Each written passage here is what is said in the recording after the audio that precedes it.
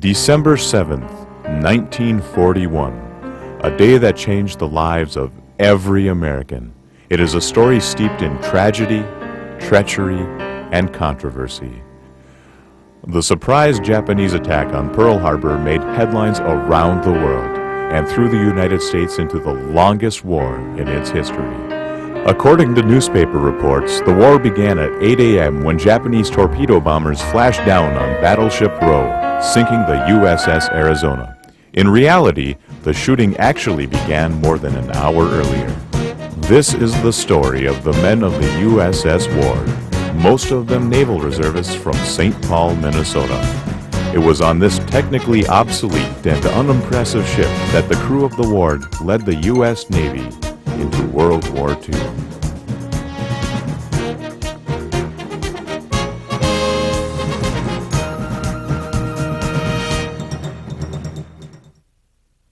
In January 1941, 85 men from the 47th Division, 11th Battalion, 9th Naval District reported for active duty aboard the USS Ward at the destroyer base in San Diego, California. We picked our ship up in San Diego. It was in the mothball fleet, an old four-stacker, like it was like a Model T Ford. Known as Cowboy to his shipmates, Ray Nolde worked in CCC camps in northern Minnesota in 1934 and 35. He was working menial jobs in St. Paul when his reserve unit was activated. We went out to different maneuvers and fired our guns and shot our torpedoes, fired our torpedoes, and the things we had to do, and we turned into a pretty good crew. A friend had been trying to persuade Russell Reitz to join the Naval Reserve for some time. When the draft came up in 1940, Reitz knew he'd rather join the Navy Reserve than be drafted by the Army. For a week, the 47th Division trained aboard the USS Ward, one of more than 200 flush-deck destroyers built just after World War I. She had just spent the last 20 years mothballed on Red Lead Row, but on February 28th, she was underway with steam on the engines, a fresh coat of paint from stem to stern, and a crew of reservists. There were only 18 Fleet Reserve and regular Navy men aboard the Ward, putting her in the commission when we came aboard. We made up most of the crew. By the time he was activated for destroyer duty, Orville Ethier already knew his way around a ship. He had sailed Lake Superior aboard the USS Paducah, a Naval Reserve training ship. The Ward steamed up to Mare Island to take on some ammunition. The journey from Mare to Pearl Harbor was difficult for even the most experienced sailors on the Ward. And boy, when we went underneath that Golden Gate Bridge, what a storm. Oh, it took us 10 days to get there. We were under 2 and over 1. And you can imagine a big part of us never ever seen before. Fortunately, I didn't get sick. A lot of them got sick. Some of them stayed in their bunk for 7 days. And the first time I went to sea, I was seasick. On their way over, the crew soon realized that the Ward wasn't 100% seaworthy yet. The fact became quite obvious when the Ward lost all oil pressure in the middle of the Pacific. So we had what they call a handy billy. There were 2 of us back and forth until we got enough oil to the oil burners so we could build up enough steam to operate the pumps. And now here we're out here in a rough, really rough sea, dead in the water. After we got our pressure up, we were okay. The Ward and 3 other old-time destroyers finally arrived at Pearl Harbor on March 9th. The 4 destroyers, along with 3 Coast Guard cutters and a handful of coastal minecraft, made up Destroyer Division 80. Their mission was to patrol the 2-mile channel entrance off Pearl Harbor. With Japanese and American relations deteriorating, orders were given to attack anything unauthorized in their patrol zone. When we first got to Pearl Harbor, we were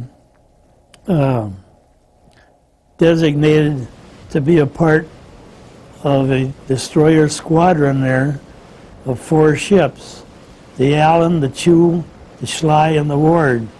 And our duties were to guard and patrol the entrance to Pearl Harbor.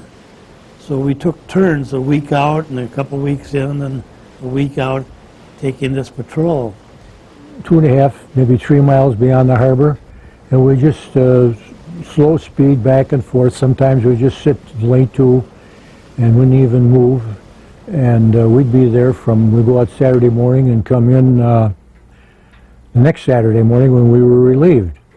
The Ward had been running the same drills for weeks, standing Condition 3 watches with a third of her guns manned at all times while underway. The duty in Hawaii was important, but not exactly strenuous. We knew something was up, but we didn't know what, and it was so long and drawn out. See, we got there, let's say, March, and it was in December when things started to happen. So we had the best duty in the world. We were in the Hawaiian Islands. There was a riding stables right at the foot of Diamond Head, and we'd go out there and rent a horse and ride around Diamond Head and up and down the beach, and we were enjoying ourselves until the war broke out. Before we used to have to paint ship and red lead and whatnot, and there's if I'm mistaken, 10 doctors used to be it's called a tin roof. They served a lot of beer. A lot of the time we'd be painting ship, and if nobody be painting ship, they'd all be drinking beer. Pearl Harbor was the hub of the U.S. Navy's Pacific Fleet. With all the activity in the harbor, the patrol duty was anything but boring. The American pilots helped see to that. And when these planes were coming in to land at Ford Island, and we were out there on patrol, they'd kind of use us like a target, and they'd pretend they were strafing and dive bombing and that. And so it was really interesting, except when the torpedo planes would come in and they'd drop a torpedo, and the torpedo would go right under us. That was a little interesting thing. Jump over the table we were eating, couldn't get up the hatch fast enough, get up top side, and I got razzed for a long time for that. While the Americans were enjoying Hawaii, the Japanese were preparing to attack it. Faced with commercial strangulation brought on by their invasion of China in 1937, Japan was rapidly depleting its natural resources. They knew the U.S. would protest their expansion into the East Indies and Southeast Asia. The Japanese planned to attack Pearl Harbor for over a year. Its only purpose? To cripple the U.S. fleet and buy time for Japan's military to infiltrate the Pacific Islands. It was never meant to be an invasion of the U.S. as many have thought. About the end of August, they started being more strict about things, and they also changed our patrol from just a patrol of the area and keeping the ships out and that to a wartime patrol. From then on, we couldn't smoke on deck at night. We could not use our running lights or anything. We were in complete darkened ship from dawn till dusk, and that was for about the last 2 or 3 months before the war actually started. On November 27, 1941, with diplomatic negotiations at an impasse, Chief of Naval Operations Admiral H.R. Stark sends a war warning to the commanders of the Pacific and Adriatic fleets. At this point, most of the sailors realize war with Japan is all but inevitable. On December 5th, we were due to finish our patrol and come in, and we tied up at a dock this time instead of anchoring out because we were going to get a new command. W.W. Outerbridge was to take over the command of the Ward that Friday afternoon and relieve Hunterwood Jr. So they went through the change of command, and then Mr. Outerbridge was a lieutenant, and he had just come from China Station. He'd been over in China, and he'd been on several destroyers and that over there, but he had never had command before. The Ward was his first command. So he figured that he would have a week or two in the harbor and get used to the ship and the men and everything before he had to take the ship out. But the Chew, which had relieved us, had some mechanical problems and asked for relief. The Schley was in having some repair work done, and the Allen was gone someplace. So the Ward was the only one of the division available. So we turned right around. As soon as he became the ship's skipper, we turned right around and went right out on patrol. So he was a brand new skipper, had never had command of a ship before, and he had to take over this important patrol at the harbor entrance to Pearl Harbor. So on Saturday, he ran us through all our paces, the regular overboard, man overboard drill, and fire drill, and abandon ship, and everything. And we did our usual duty, back and forth. So 4 o'clock in the morning, we got called to general quarters. Condor, which is a minesweeper, saw a periscope and signaled to us, and we got called, recorded. Captain called us to general quarters right away, and they couldn't, they lost it. They couldn't find it. They couldn't pick it up on sound gear. And we think that's one of the submarines that did get into Pearl Harbor. It got into the shallow water where we couldn't trace it anymore. We lost it, so we secured from general quarters and went back on our regular harbor patrol. So then at 6:30 we got called to general quarters again. And if you know the Navy and the men, we figured that, oh, we're just being put through our paces, a new skipper and everything. And he's trying wolf at everything. But anyway, we went to general quarters, manned the guns. But then the surprising thing was they ordered to load the guns with live ammunition.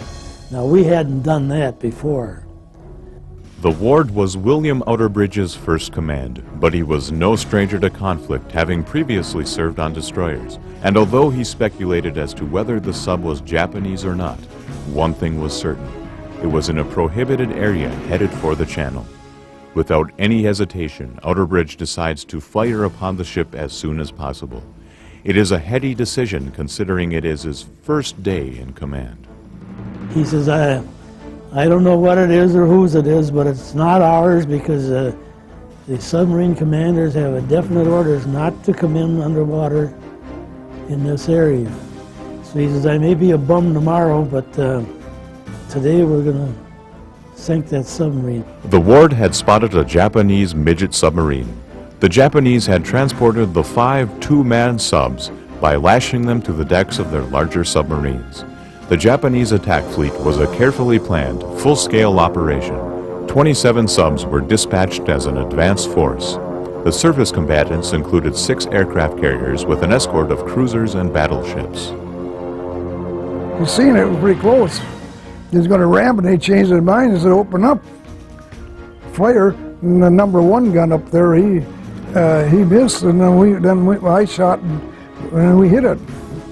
The number 1 gun fired first, and shot was a little high. And number 3 gun fired and put a hole right through the conning tower of the submarine. And at 15 to 20 knots, we were just about ready to ram the submarine when he decided he better not do that with his first command. So he gave a turn to the port, and we went over the bow of the past the bow of the submarine and dropped 4 depth charges, and the submarine rolled up and, to the surface and sank. Well, yeah, we were all wondering what was going on, and of course the kid on the phones was getting everything he could.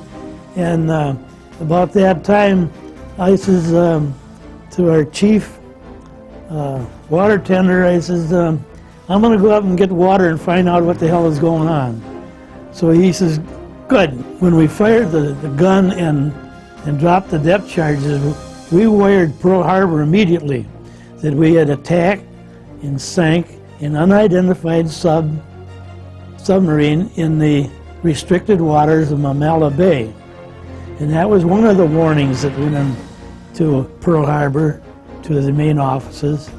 And there was a PBY that was on patrol at the same time, and they saw what we were doing, so they dropped down and dropped some marker flares. Of course, we did not realize at first what was going on, and when we saw the smoke and the flames and the debris in the air, we thought that a ship exploded. Yet another warning of the attack went unheard when Army Station Opana reported a large group of airplanes 132 miles out heading straight for the islands. At 8 a.m., the only aircraft in the air are Japanese. The ships in the harbor had not opened fire and the Honolulu radio stations were still on the air. The crew of the Ward notices an unusual amount of activity over the harbor, especially for a Sunday. Outerbridge speculates that it's Bull Halsey's boys putting on a show as they usually did before returning to Pearl. But unfortunately, it isn't.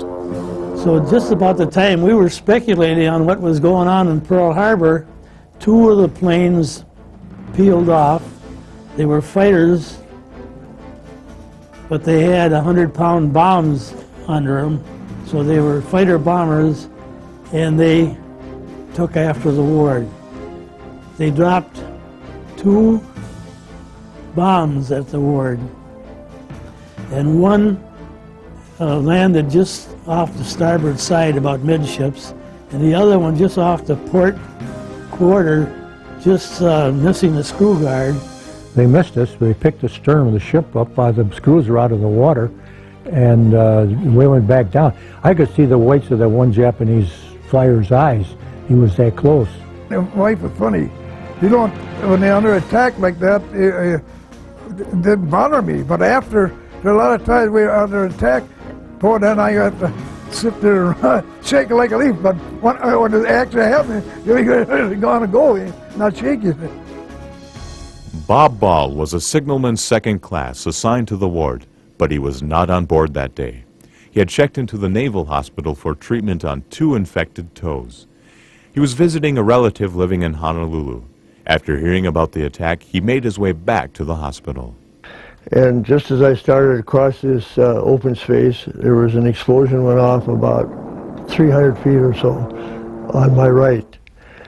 And little things come flying through the air. And there was one little tree there, and I says, this little tree ain't going to help me a bit, so I went on over to the hospital.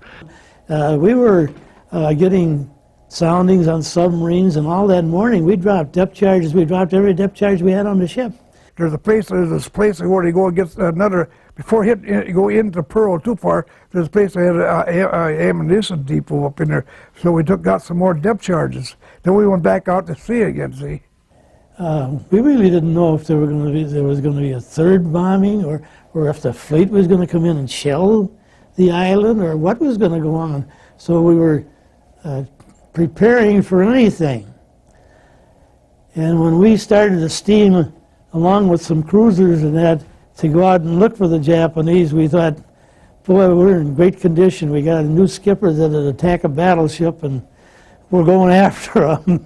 But they soon realized that this fleet was probably a 20-knot fleet, and there was no way that we would ever catch them. Well, the carrier that was ordinarily at Lahaina and its cruiser division were all out on a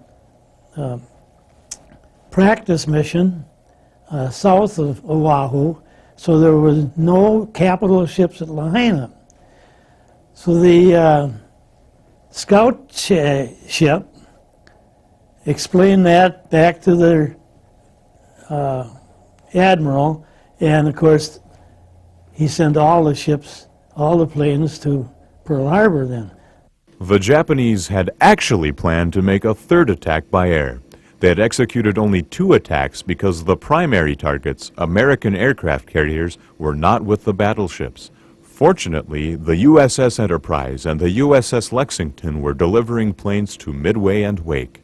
The USS Saratoga was on the west coast with the last battleship of the Pacific Fleet, the USS Colorado.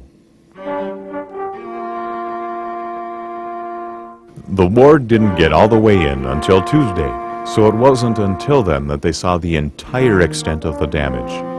In less than 2 hours, the Japanese had destroyed 188 planes, damaged another 159, and sunk or seriously damaged 18 warships. 2,403 American military personnel were killed, with another 1,178 wounded. Bob Ball spent most of that day tending to many of the American casualties. That afternoon, I started helping out in the hospital, and the first play I started, I was helping people in the sick bay put on these plastic casts. You know, they had to swim through this burning away water in order to get to the land and then to go to the hospital. All they had on was these white shorts. You know, that's all they wore. It was a mess, believe me. Matter of fact, I gave half my sea bag away when we came in on Tuesday because some of the guys are still running around in their skivvies. Yeah, Didn't have any clothes. burned out and stuff. Yeah. Well, the ships got sunk and were hit, and they got off the boat, and they couldn't get back on. The morgue was already full. Over 200 and some had been placed in the ward, and it was full. So all we did was cover them with a blanket and lay them on the lawn there, and where they would move them the next day to a morgue farther inland or so forth. For most of the St. Paul Naval Reservists, Pearl Harbor was only the beginning of their Pacific War careers. After conversion to a fast transport, the Ward participated in every operation from Guadalcanal to Ormoc Bay, with most of its original crew still aboard. In that time, including Pearl Harbor, the Ward did not lose a single man to enemy action. And they took the number 3 gun, which was given the credit of firing the first shot that did damage to the enemy in World War II. They took that gun and sent it to the Smithsonian Institute, where it was until 1959, when we brought it to St. Paul, and it's on the Capitol grounds there now. There can only be one first shot in any war, and it is remarkable that in St. Paul, thousands of miles from where the war started, the men and the gun that fired the first shot are still very much present. And in the Navy Yard, whenever we went into the Navy Yard for repairs and that, they always said, nothing's too good for the Ward. They fired the first shot. So we were pretty well known in that area as crewmen of the Ward.